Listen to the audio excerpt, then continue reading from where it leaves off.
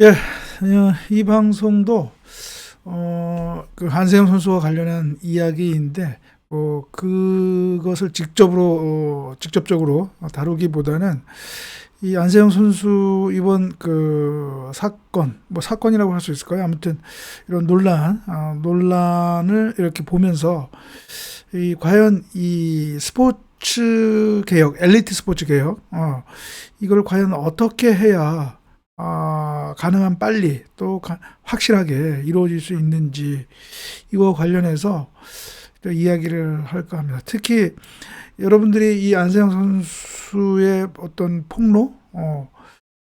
폭로로 인해서 뭐 폭로라고 할까요? 아무튼 이러한 뭐 주장으로 인해서 아주 그냥 뭐 이번 그 파리 올림픽 이 이제 피날레가 가까이 오는데 거의 뭐 지금 금메달을 13개 따가지고 정말 잔치집 분위기가 나야 되는데 이 안세영 선수 발언으로 폭탄 발언으로 인해 가지고 완전 뭐 잔치집이 아니라 초상집 분위기가 났잖아요. 그래서 그런데 그렇게 초상집 분위기가 날 정도로 이 여론이 분노하는 것은 결국 이런 엘리트 스포츠의 행정을 바로 잡아야 되겠다라고 하는 거. 이제 어떻게 보면 그것을 생각을 해서 이렇게 분노를 하고 하는 거잖아요. 그렇죠? 어,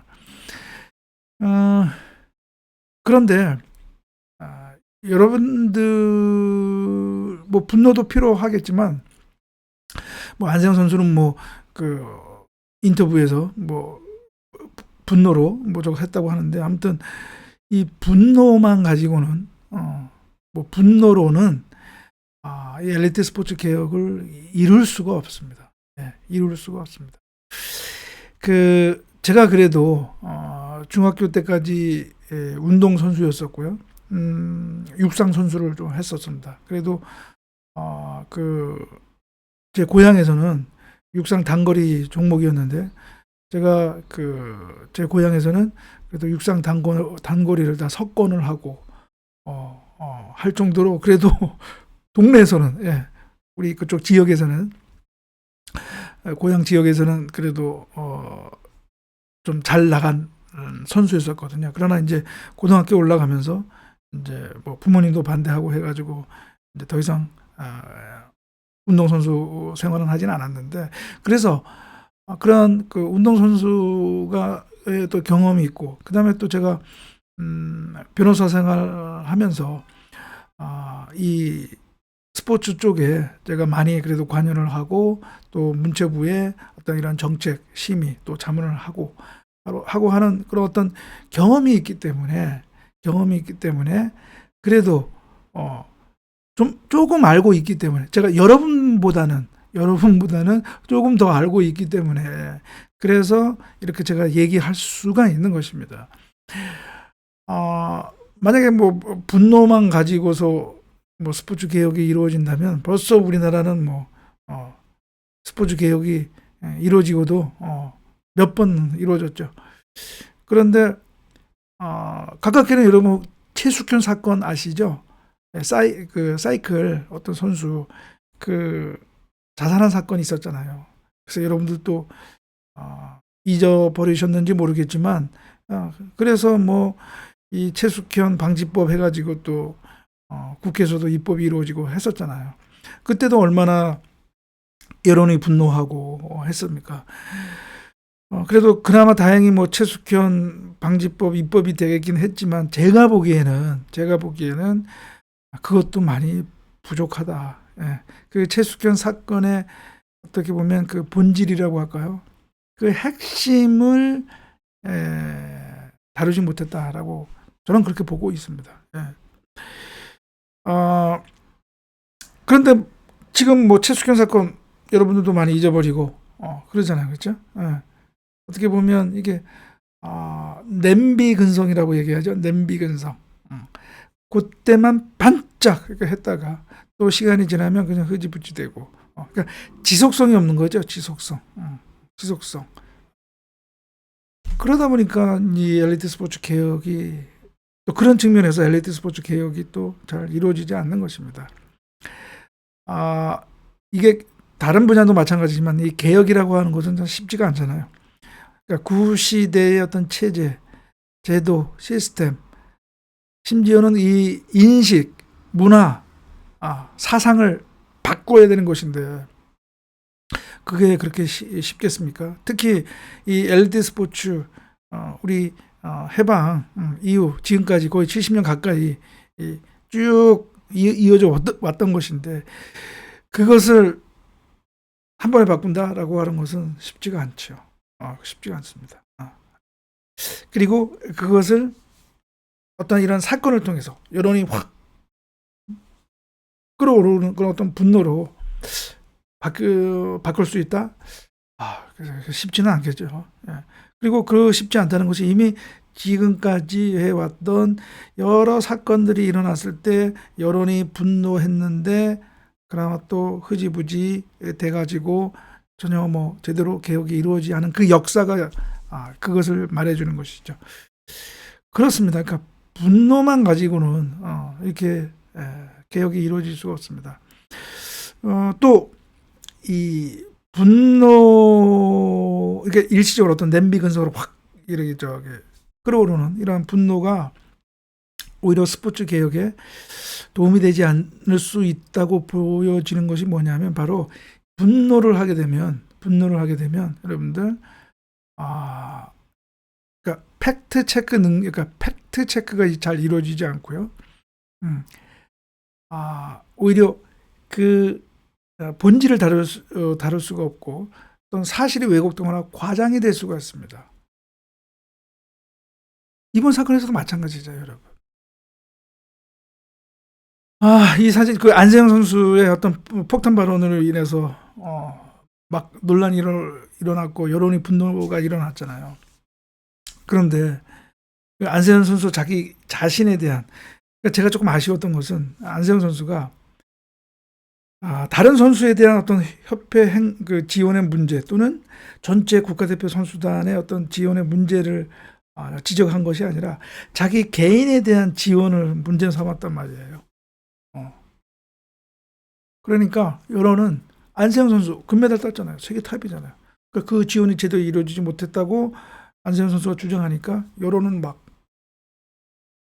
들불처럼 일어났죠. 그래서 협회가 뭐 예를 들어서 임원들은 자기들은 비즈니스만 타고 선수들은 오히려 이코노미만 탄다. 그 다음에 뭐 안세영 선수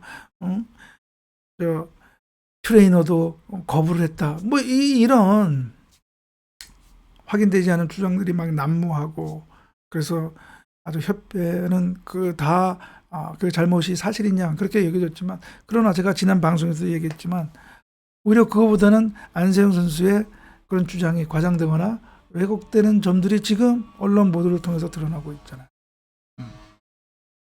그러면 오히려 그런 것들이 오히려 이런 스포츠 개혁의 명분 그리고 의지, 열의를 오히려 죽이는 겁니다. 그것이. 이거 조금 몇 시간 전에 이것도 언론 보도 났잖아요. 배드민턴 협회가 임원진, 항저우, 파리 전원 이코노미 탔고 오히려 훈련비에 보탰다. 그리고 항공권 내역을 다 공개를 했습니다. 이거 나왔잖아요.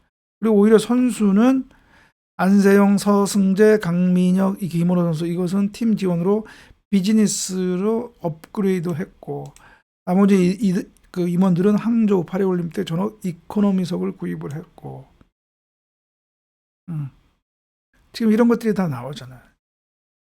그러니까 무슨 뭐 임원들이 자기들만 비즈니스 타고 선수들은 다 이코노미 되었다라고 하는 그런 또 그 과장되고 있던 보도가 결국은 또 이거 사실이 아닌 걸로 밝혀졌고 그 다음에 제가 지난 방송에 얘기했지만 안세영 선수의 그런 어떤 일방적 주장이 또 협회의 입장과는 배치되고 또 협회는 그래도 근거를 가지고 구체적인 그런 내용을 밝히잖아요.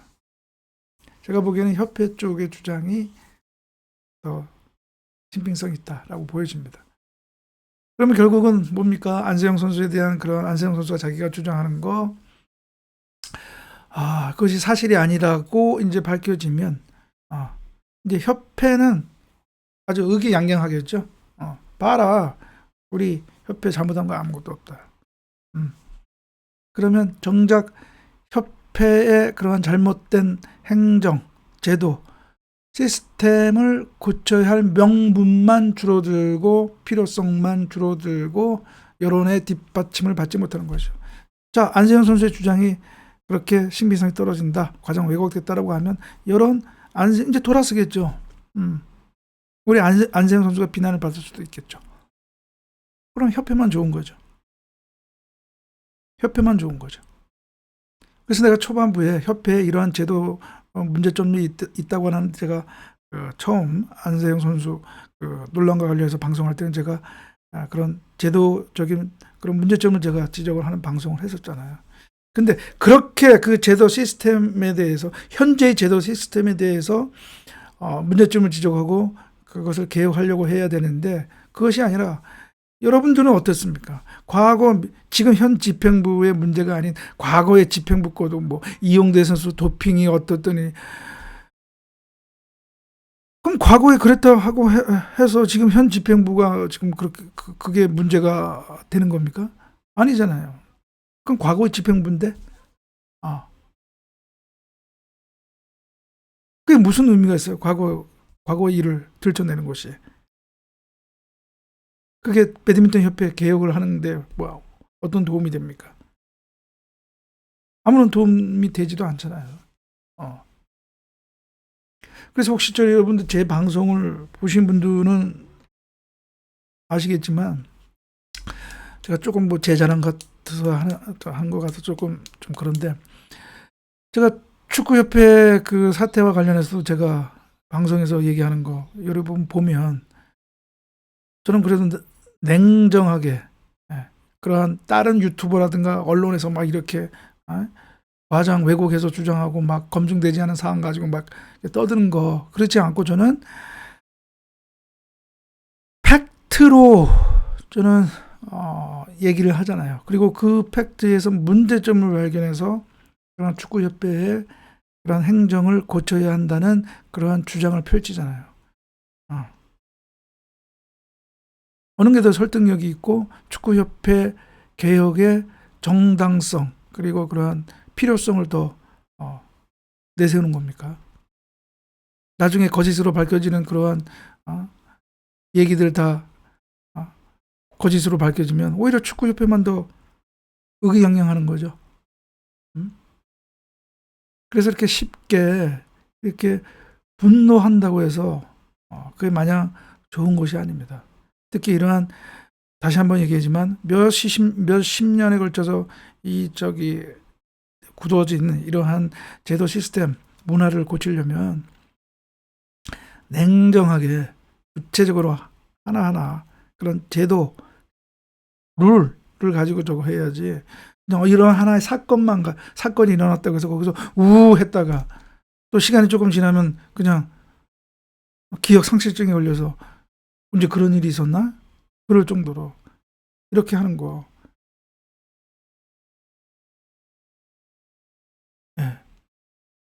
아무런 그 엘리트 스포츠 개혁하는데 도움이 되지 않습니다. 도움이 되지 않아요.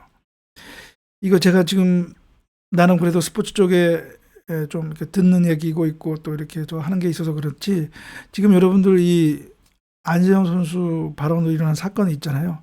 여러분 그거 뭐 내막이라고 할까? 뭐 이런 거 잘 모르시잖아요. 그렇죠? 지금 언론 보도에도 나오지 않고, 아마 언론 기자들도 아는 기자들도 있을 거예요. 지금 여러분들이 알지 못하는 제가 아는 그거 제가 얘기를 하잖아요. 여러분들 까무러쳐집니다. 까무러쳐져.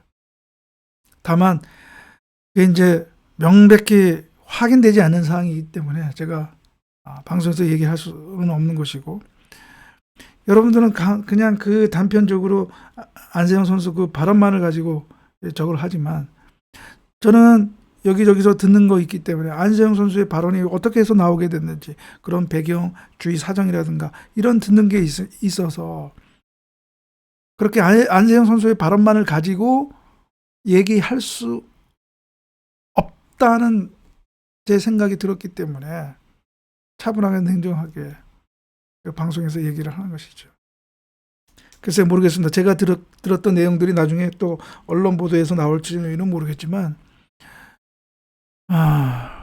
제 생각에는 안 나오기를 바라는 것이고요. 예, 제 생각에는 안 나오기를 바라고요.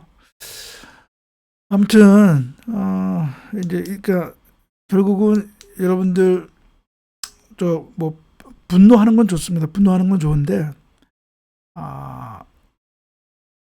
가능한 예, 단정은 하지 말고 좀 차분하게 냉정하게 팩트 체크를 해가면서 과장되거나 왜곡된 것들은 좀 필터링하는 그런 노력이 필요하다는 것이죠. 그래야 진정한 엘리트 스포츠 개혁의 여론이 모아져서 이것이 또 정부와 국회의 노력으로 그것이 또 필요한 입법이 이루어져서 엘리트 스포츠 개혁이 이루어진 것입니다. 지금 가장 스포츠 행정이 선진국이라고 하고는 미국에서도 제가 지난 방송에 얘기했지만 1970년대까지만 해도 거기도 이러한 스포츠 단체의 행정으로 많은 문제점이 드러났어요. 발생했습니다. 그러나 그 스티븐슨하고 하는 그런 어떤 그 국회의원, 의원을 중심으로 한 그 의원들이 많은 연구를 통해서 또 많은 이러한 각계의 또 의견을 취합을 해서 입법을 했습니다. 아마추어 스포츠 액트라고요. 1978년도에 그 입법을 해서 스포츠 단체가 지켜야 할 행정하는 데 있어서 제가 나중에 그 내용을 좀 밝힐 그런 또 시간이 있는지는 모르겠지만 그러한 아주 세부적이고 구체적인 가이드라인을 정해서 했기 때문에 미국은 80년대 이후로 이러한 스포츠 단체, 그래도 스포츠 그런 행정 개혁이 이루어져서 지금은 세계에서 가장 스포츠 행정이 진일보한, 그래도 투명하고 합리적으로 행정이 이루어지는 나라가 된 것입니다. 그래야 됩니다. 엘리트 스포츠 개혁. 예, 그러면 오늘 방송은 이것으로 마치고요. 여러분 또 다음 방송에서 뵙도록 하고요. 즐거운 주말 보내시기 바랍니다.